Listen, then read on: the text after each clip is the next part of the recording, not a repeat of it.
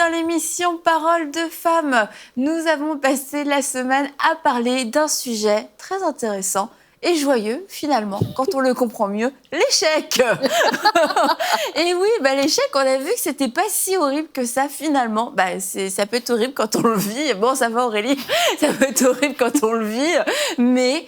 Vraiment, si on a la bonne attitude, si on apprend à regarder à Dieu et qu'on se laisse enseigner à travers cet échec, on va en ressortir beaucoup plus fort et on va en ressortir avec des leçons que le Seigneur nous aura apprises. C'est pas le Dieu qui nous met dans l'échec, mais lorsqu'on prend des mauvaises décisions, lorsque quelquefois on se retrouve dans une fournaise qu'on n'avait pas prévue, qu'on n'avait pas anticipée, on a le choix de paniquer, on a le choix aussi de se lever contre Dieu, mais on a le choix aussi de dire « Seigneur, franchement, je ne comprends pas, mais je te fais confiance et je crois que tu vas me sortir de tout ça. » Et une fois qu'on en est sorti, c'est bien aussi de laisser le Saint-Esprit nous travailler, nous parler et nous dire certaines choses qu'on aurait peut-être pu faire d'une meilleure façon. Alors l'échec, quand ça arrive une fois dans la vie, bon, voilà, ça arrive une fois...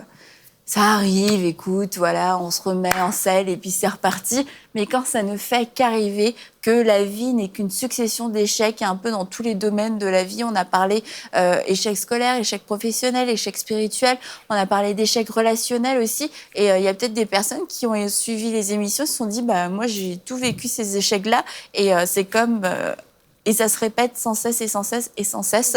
On va voir comment se relever, même si pour l'instant, peut-être qu'une vie n'a été que succession d'échecs, car c'est possible. La bonne nouvelle, c'est que c'est possible. La Bible nous dit que 7 fois le juste tombe, à chaque fois l'Éternel le relève. Et 7 fois, c'est pas une fois. 7 fois, c'est plusieurs fois, c'est une fois par semaine où il nous arrive un truc et on se dit mince, c'est un échec. Et à chaque fois, Dieu est fidèle, Dieu est bon et Dieu nous sort de cette... Dieu nous enseigne et Dieu nous relève. Amen. Amen. Amen. On a un bon Dieu. Oui, faut le rappeler. Mais il faut le rappeler, on a un bon Dieu et Dieu est rempli de grâce, il nous couronne de bonté, de miséricorde. Et il faut vraiment s'accrocher à Dieu et se rattacher à ses promesses. Parce que les échecs répétitifs, justement, peuvent nous amener dans un point où est-ce qu'on a l'impression que tout le malheur est sur nous. On a l'impression qu'on n'a pas accès aux promesses. On a l'impression que la vie nous passe devant et que c'est les autres qui ont accès et non nous. Et c'est vraiment important ce que tu dis, Mathilde. Si vraiment il y a des gens qui ont écouté les émissions pendant la semaine et ils sont dans une saison de leur vie, parce que je veux vraiment rappeler que c'est une saison, ça veut dire c'est temporaire, c'est pas un état permanent, c'est pas une fatalité, c'est pas un arrêt, votre vie s'arrête pas. Dans cette situation-là, Dieu a un lendemain meilleur pour vous, Dieu a un lendemain meilleur pour chacun de ses enfants. Et vraiment, on peut se retrouver dans des situations où est-ce qu'on a l'impression que tout va mal, en fait, ou que ça va mal au travail, ça va mal à la maison, ça va mal ici, ça va mal ici. Mais se fortifier en Dieu, comme tu dis, se reposer sur la grâce de Dieu. Dieu est un Dieu qui nous donne, qui nous fait grâce. Et vraiment, de revenir vers le Seigneur pour dire, Seigneur, fais-moi grâce, relève-moi, fortifie-moi, essuie mes larmes. Et vraiment, Dieu est ce Dieu d'amour-là qui va tendre sa main vers nous. Et quelquefois, on a l'impression qu'il y a comme un truc qui nous empêche constamment d'avancer. J'entreprends quelque chose, c'est un échec. Et on en vient à se dire, mais peut-être qu'il y a une malédiction sur moi. Et on peut entendre quelquefois des enseignements, Christ m'a racheté de la malédiction, il n'y a plus de malédiction sur moi. Puis d'autres fois, on entend d'autres enseignements, il y a peut-être des malédictions encore sur moi. Et du coup, ça peut créer comme une espèce de confusion par rapport à cette malédiction qui serait peut-être la source de tous mes échecs. Mais il faut savoir que Dieu nous a effectivement, à la croix, Jésus a apporté nos malédictions, ce qui fait qu'on n'est pas maudit comme... Il se peut peut-être qu'il y ait des paroles qui ont été prononcées sur la vie des personnes qui n'ont pas été brisées, mais ces paroles ont tout simplement besoin d'être brisées pour que... Et puis on va continuer notre vie. Mais le piège dans lequel certaines personnes tombent, c'est souvent de nier ce que Jésus a fait à la croix et de s'accrocher sur des malédictions, on va dire malédictions générationnelles, la sorcellerie, tout ça, et puis dire « Ah non, moi je suis bloquée ». Parce qu'il y a un sorcier qui me tient, parce qu'il y a une parole. Mais quand on a cette information, ça peut arriver dans la vie des personnes, quand on a cette information que, OK, d'accord, il y a une parole que peut-être on a prononcée sur moi ou que moi-même j'ai prononcée sur moi, qui est peut-être la source de mon blocage. C'est pour ça qu'il faut voir avec Dieu, il faut toujours se remettre à Dieu pour que Dieu nous éclaire par rapport à des situations comme ça. Quand on le voit, mais on brise cette parole de malédiction au nom de Jésus. Et maintenant, on est conscient qu'on est racheté de la malédiction par Jésus. C'est pas une parole qui peut nous retenir, en fait. C'est qu'il peut avoir un fait qui a été fait, mais une fois que la malédiction est brisée, ben là, on continue notre vie, en fait, et on marche par la foi, surtout, parce que C'est ça, la foi. dans ce cycle répétitif, c'est facile de perdre la foi et de se dire que j'ai tout essayé, mais ça ne fonctionne pas, je m'en suis remis à Dieu, ça semble ne pas marcher, et parfois c'est long, ça dure, et puis on revoit les erreurs se faire, et là on est fragilisé dans notre foi, mais c'est important de se fortifier dans ces temps et de dire vraiment, comme Mathilde le disait dans une émission précédente, c'est pas ce que je vois qui compte maintenant, c'est ce que Dieu a dit dans ma vie. Si Dieu a dit que je ne suis pas maudite, s'il a pris cette malédiction, c'est mon partage, c'est mon héritage, et ce cycle sera brisé. Et quand je vis dans la foi comme ça, en fait, il est même brisé, il ne sera pas. Ce cycle est brisé si on a accepté le Seigneur Jésus. Et quand on vit comme ça, là, on va voir les choses arriver. Mais si tout le temps on remet en question le fait que Jésus est mort à la croix pour nous, si on magnifie les forces du mal ou bien des paroles qui sont supposées nous bloquer et tout, mais ça veut dire que quelque part, il y a quelque chose qu'on n'a pas compris. Une fois qu'on a brisé une parole de malédiction, mais tu avances dans ta vie et puis tu marches dans l'autorité et la victoire que Jésus t'a donnée. Que l'acte qui a été rédigé contre nous a été effacé. Il est nul et sans effet. Et en fait, il y a peut-être des actes qui ont été rédigés contre nous.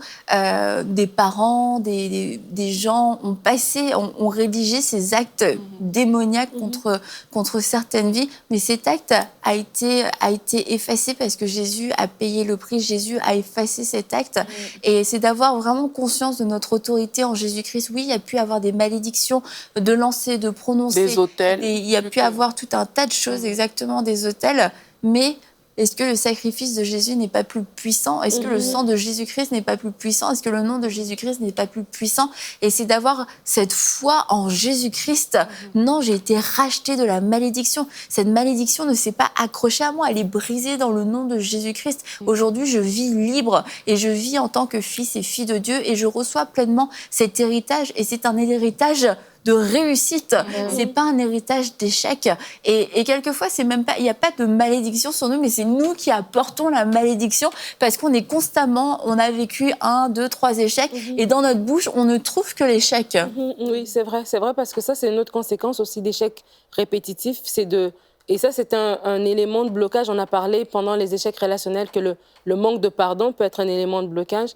Et dans vraiment des échecs, dans un cycle d'échecs répétitifs, l'amertume est un blocage parce que là, vraiment, on va prononcer ces paroles-là et ça va nous nourrir. Et en fait, et en même temps, c'est un double piège parce qu'on vit des échecs, on trouve dans ces échecs-là des justificatifs de notre état, donc ça justifie encore nos paroles. Pour dire, tu vois, je t'avais dit que ça n'allait pas marcher, regarde, j'ai perdu mon emploi ou j'ai perdu une somme d'argent, etc.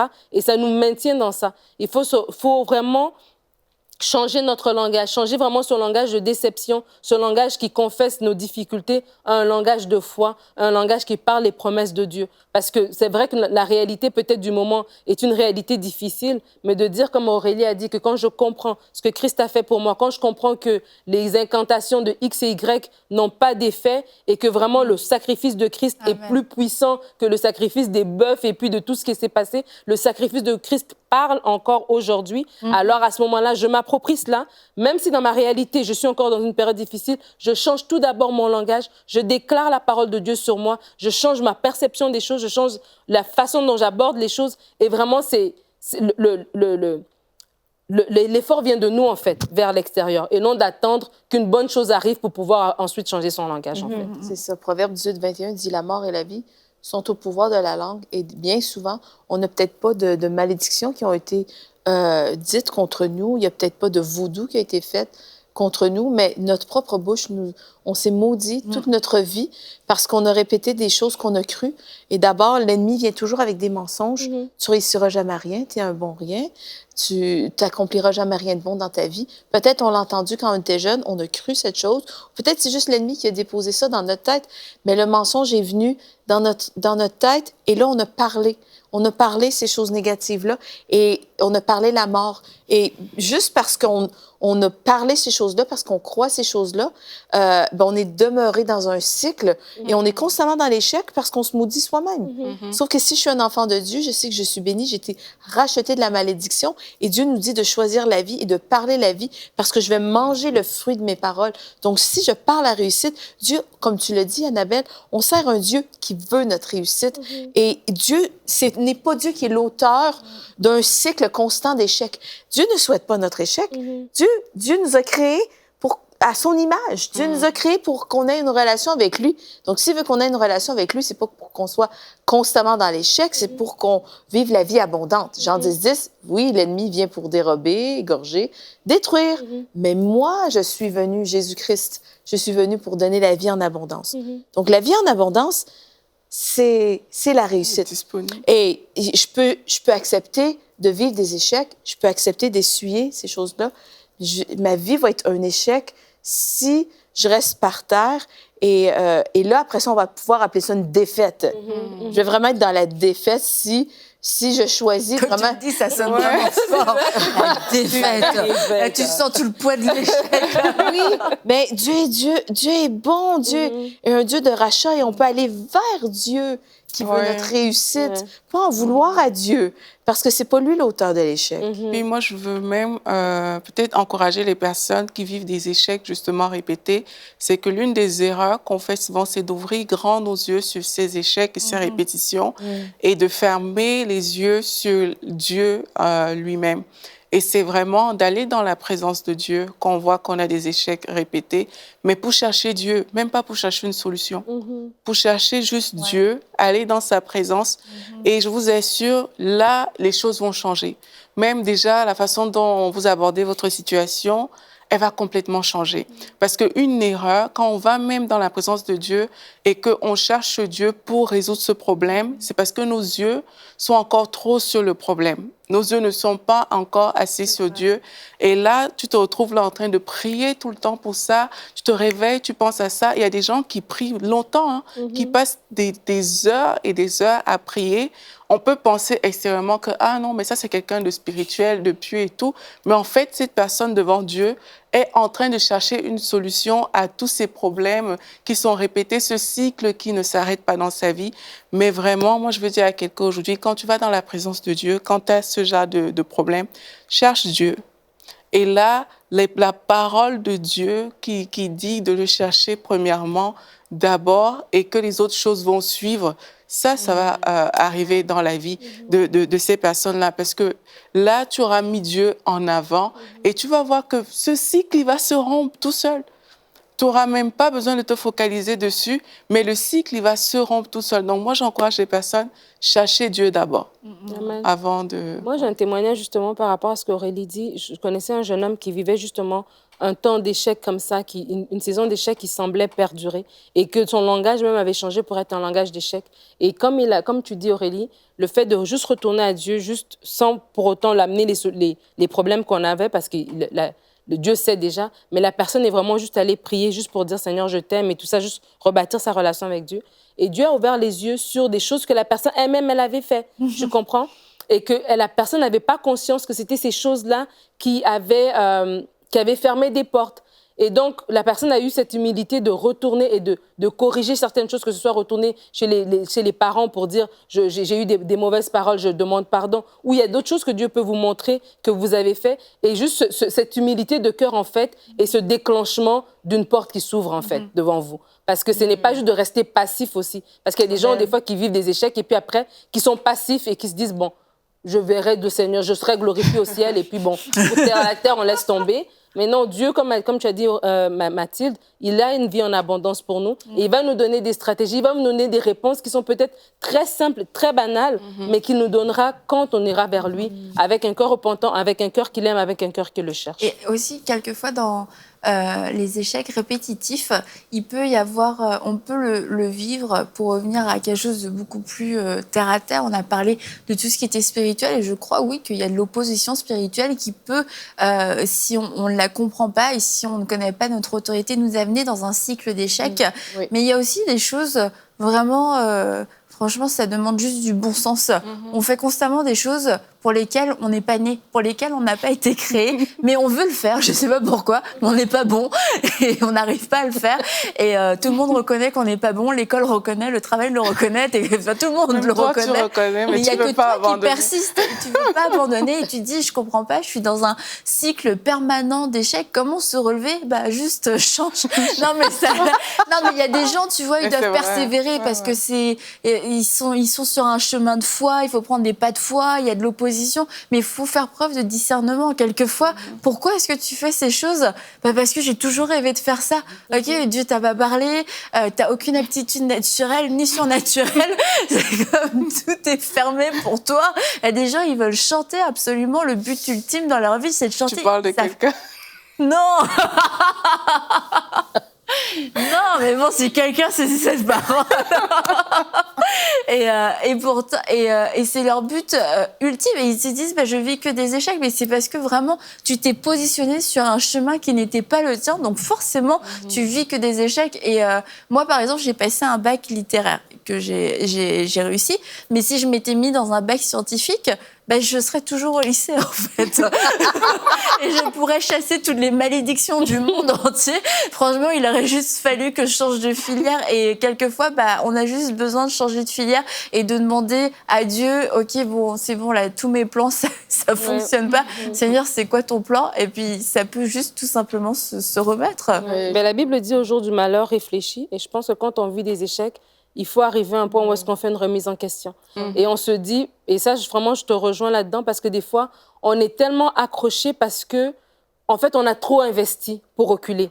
Toi, quelqu'un qui s'est rentré dans une sphère, peut-être à l'école, et ça marche pas, mais tu te dis, je suis déjà allé trop loin, je peux plus reculer, parce que tu calcules en fonction du temps que tu as mis ou de l'investissement, peut-être tu t'es lancé en affaires et tu as mis toutes tes économies et tu dis, ben, je ne peux qu'aller de l'avant, mais tu perds encore plus d'argent.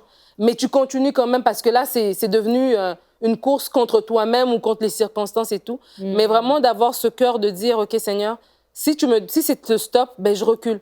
Et ce que j'ai perdu, tu vas me le redonner en fait. Tu vas me le redonner différemment au lieu de perdre encore du temps et perdre encore de l'argent.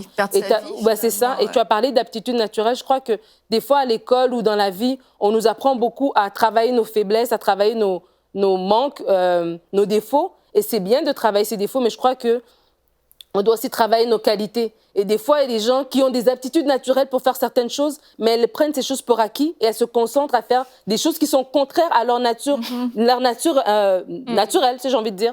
Et alors que c'est le contraire. Dieu t'a déjà donné ça. Ces aptitudes-là, Dieu te les a données, c'est parce que Dieu t'amène vers un certain niveau. Et des fois, c'est question d'accepter, quand bien même ces aptitudes sont contraires à ce qui est considéré succès. Tu vois, si peut-être le monde scientifique dans ta famille, tout le monde est médecin de père en fils, et puis toi, ton aptitude naturelle, c'est les arts, ben accepte ta aptitude naturelle des arts et réussis là-dedans au lieu de t'attacher à un calcul que toi, tu as fait et de perdre vraiment plus de temps encore. Et quelquefois, c'est juste la question, tu sais, t'as les cheveux raides, tu veux des cheveux bouclés, t'as les cheveux bouclés, tu veux des cheveux raides, tu vois. Quelquefois, c'est vraiment juste ça. J'ai ça, je suis forte en ça, mais je suis pas bonne en ça, donc je veux vraiment tout faire pour performer là-dedans. Mais il y a aussi un autre point, c'est l'enseignement, parce qu'on voit que la réussite, selon Dieu en tout cas, est très reliée à la parole, en fait, et à la mise en pratique de la parole. Et c'est compliqué de mettre en pratique la parole lorsqu'on ne comprend pas la parole. On se retrouve, on lit la Bible, mais on ne comprend pas vraiment ce que ça veut dire. On parle d'autorité, on parle de sang de Jésus, mais ça veut dire quoi? Est-ce que je peux avoir une malédiction? Plein de gens se demandent, est-ce que je suis maudit? Parce qu'ils ne connaissent pas vraiment leur identité en Christ. Et je crois que l'enseignement a vraiment sa part à jouer. Je pense vraiment que, justement, EMCI joue un rôle extrêmement important dans l'enseignement, justement, pour les gens qui ont soif de connaître la parole de Dieu, qui ont soif de connaître qui ils sont en Christ, parce qu'on peut connaître des choses à propos de Dieu sans vraiment connaître Dieu, sans savoir qui nous sommes en Christ, quand on a accepté le Seigneur Jésus comme notre Sauveur. Une fois qu'on a accepté le Seigneur Jésus, on a accès à un héritage, à l'autorité. On a l'autorité en tant que croyant. Donc, vraiment, si on puise justement dans les ressources, il y a la parole de Dieu, c'est une fontaine sans fin de connaissances dans laquelle on peut puiser justement, c'est de la sagesse. Et quand on puise dans la sagesse de Dieu, eh bien, c'est là que je vais réussir. Si je demande à Dieu la sagesse, et la sagesse se trouve dans sa parole et dans sa présence, par l'Esprit de Dieu, eh bien, je vais marcher constamment dans la volonté de Dieu. Et évidemment, je ne pourrais pas être constamment dans un cycle d'échecs si je marche dans la volonté de Dieu, si je marche dans sa sagesse, si je marche à la lumière de sa parole. Et dans Éphésiens, ça dit que si je prie, que je demande à Dieu d'illuminer les yeux de mon cœur pour que je puisse connaître vraiment la puissance de cet héritage. Donc, vraiment, il y a des choses extraordinaires qui nous sont réservées. Une autorité, Dieu nous a donné, Jésus-Christ nous a donné l'autorité de marcher sur les serpents, sur les scorpions et sur toute la puissance de l'ennemi, et absolument rien ne pourra nous nuire. Donc, quand on comprend ça, il n'y a aucune malédiction, il n'y a aucun voodoo, aucun de ces trucs qui peut nous nuire. On place une ligne, on peut appliquer la puissance du sang de Jésus sur notre vie. Les malédictions des autres ne vont pas nous atteindre. Je peux connaître la puissance de mes paroles. Vraiment, quand je pose mes regards vers la parole, quand j'accorde mon attention à Dieu, eh bien, je vais découvrir une source inépuisable de succès. Ouais, Et enseigne... Ah, excuse-moi. Vas-y. Je voulais dire que, puis on sait que mon peuple périt faute de connaissances, comme la Bible dit, c'est qu'on peut avoir même beaucoup de zèle, beaucoup de choses, mais l'ignorance vraiment fait périr, en fait. Et c'est pour ça qu'on a besoin justement de la parole de Dieu, c'est pour ça qu'on a besoin d'être enseigné sur les voies de Dieu pour ne pas tomber dans des cycles, des choses répétitives dans nos vies qu'on ne maîtrise pas finalement et qu'on ne contrôle pas. Et EMCI TV est justement une plateforme qui, la vision de EMCI, on la connaît, c'est ce verset de Osée 4:6, « Mon peuple périt par manque de connaissances ». Et c'est vraiment une plateforme qui a été justement pensée pour apporter la parole dans la vie des gens. Parce que, comme on l'avait dit aussi, on dit « médite la jour et nuit afin que tu réussisses dans toutes tes entreprises ». C'est la parole qui permet de réussir dans toutes les entreprises et de ne pas tomber dans les cycles d'échecs. Et là, à travers la vision qu'on a ici d'apporter l'enseignement, mais gloire à Dieu, il y a déjà beaucoup de résultats qu'on peut voir. Et on sait qu'avec Dieu, on va de gloire en gloire. On sait qu'il y a encore des personnes qu'il faut aller chercher. Il y a encore des cœurs qui ont besoin d'être touchés par la parole. Et puis, il y a même aussi les nouveaux convertis qui naissent, en fait, comme ça. Et puis, par rapport à l'académie, je ne sais pas, Annabelle. Oui, tu parles des nouveaux convertis. C'est sûr que ça, c'est un projet, oui, qui brûle dans le cœur de Michael, le président de MCI, depuis longtemps. Et c'est de faire un espace pour les nouveaux convertis, un espace où ils pourront justement recevoir tout cet enseignement de base, mais cet enseignement qui te donne des fondations tellement solides dès le début de ta vie chrétienne. Ça va tellement aider les églises à accueillir des nouveaux sans se demander, mince, sans que ce soit un fardeau, en fait. Mince, qu'est-ce qu'on va en faire? Comme tu as des bébés, mais tu sais pas comment les nourrir. Et en fait, cet espace nouveau converti qui fera partie de l'académie sera un outil qui sera utile à la fois pour les églises locales, mais pour nous tous. On amène quelqu'un au Seigneur, voilà, tiens, tu peux aller ici, puis il va y avoir des cours, des vidéos, des beaux programmes où les gens vont comprendre facilement et rapidement les bases de la vie chrétienne pour pas se faire voler, pour pas perdre des années. Parce que vous vous rappelez, Emmanuel qui est venu nous voir récemment sur le plateau, elle disait qu'elle a évolué dans un milieu où elle n'a pas entendu toutes ces choses. Et c'est en venant sur le site qu'elle a découvert les émissions, puis qu'elle a commencé à être renseignée, qu'elle a commencé à être nourrie, que son intelligence a commencé à être renouvelée. Et une de ses premières réflexions, c'était mince, j'ai perdu tellement d'années et on veut plus que ça arrive. Et c'est pour ça que EMCI élargit l'espace de s'attendre. Il y a les émissions, il va y avoir l'espace nouveau converti, il va y avoir cette académie complète pour fortifier les croyants, amener des enseignements complets, parce que là encore une fois, les émissions, c'est formidable. table, mais quelquefois, tu sais, tu veux savoir quelque chose sur un sujet où tu veux juste grandir et c'est pas facile quelquefois de se faire son menu à la carte. Donc, dans l'académie EMCI, ce qui sera super, c'est qu'il y aura déjà tout un programme avec différents orateurs, plein d'enseignants de toute la francophonie qui vont venir enseigner sur leurs sujets forts.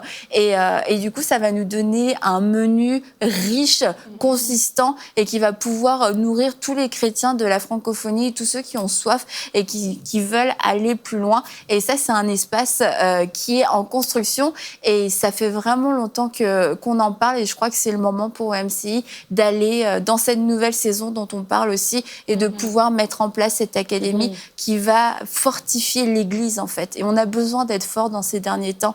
On a besoin de savoir qui nous sommes, on a besoin de connaître notre héritage et de savoir appliquer la parole. Et la Bible nous dit, observe et mets en pratique la parole. Mais encore une fois, si tu ne comprends pas ce que tu lis, eh bien, ça va être compliqué. Et EMCI va vous offrir cette académie entièrement gratuite parce que on a toujours fonctionné de façon gratuite. On offre du contenu gratuit et on veut continuer de le faire. Et c'est pour ça que nous croyons que vous avez votre part dans cette vision. Peut-être que vous êtes déjà bien enseigné, mais il y a des gens autour de vous qui n'ont pas encore rencontré le Seigneur, des gens qui ont besoin d'entendre le plein évangile. Et lorsque vous contribuez à cette grande vision, vous contribuez à cette académie entièrement gratuite.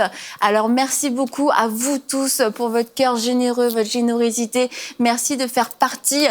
Pour ceux qui en font partie, ceux qui en feront partie des 8000 partenaires qui vont amener EMCI dans une nouvelle saison. Vraiment, merci du fond du cœur. Nous sommes ensemble dans cette grande vision et on va vivre de grandes choses. On va vivre le réveil, je crois. Et le réveil, c'est des âmes qui sont sauvées, mais c'est aussi des gens qui deviennent des disciples à travers l'enseignement de la parole.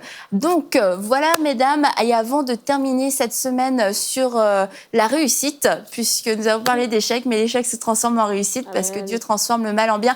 Nadine, pourrais-tu prier pour toutes ces personnes qui ont fait face à des échecs dernièrement? Amen. Seigneur Dieu, nous te remercions parce que tu es un Dieu d'amour. Tu es un Dieu qui vient toujours vers nous malgré que nous tombons.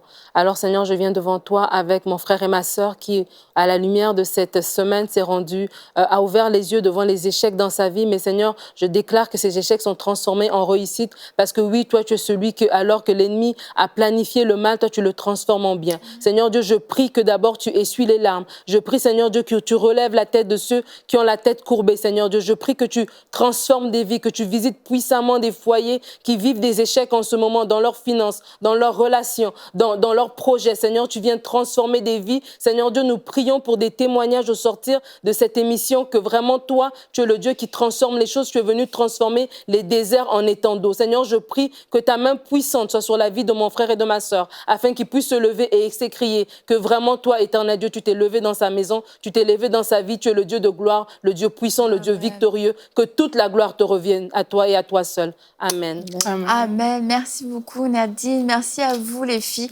Et nous vous souhaitons un joyeux vendredi et on se dit à très bientôt pour une prochaine émission de Paroles de Femmes. Peut-être vous êtes déjà posé la question de savoir, mais comment puis-je transformer des vies autour de moi? Eh bien, c'est possible en faisant partie des 8000 partenaires de EMCI. Dès maintenant, donnons pour faire entrer EMCI dans une nouvelle saison. Pour faire votre don, rendez-vous sur emcitv.com/8000.